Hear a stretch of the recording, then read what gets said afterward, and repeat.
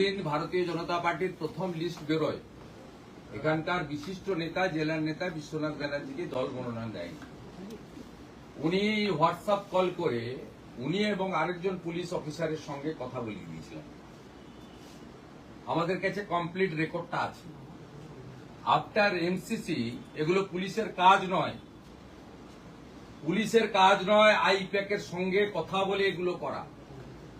এই সেম অভিযোগ তমলুকের এসডিপিও নন্দীগ্রামের আইসির বিরুদ্ধে আছে। আমি সতর্ক করে দিয়ে গেলাম।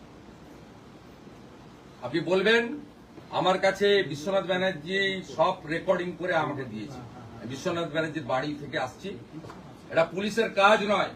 বেতন তৃণমূল দেয় না, ট্যাক্সের টাকায় বেতন পান। অশোক স্তম্ভ লাগানো আছে। বিএনএস অনুযায়ী ইলেকশন কমিশনের গাইডলাইন অনুযায়ী কাজ করতে বলবেন। উনি নিজে থাকলে আমি বলে যেতাম।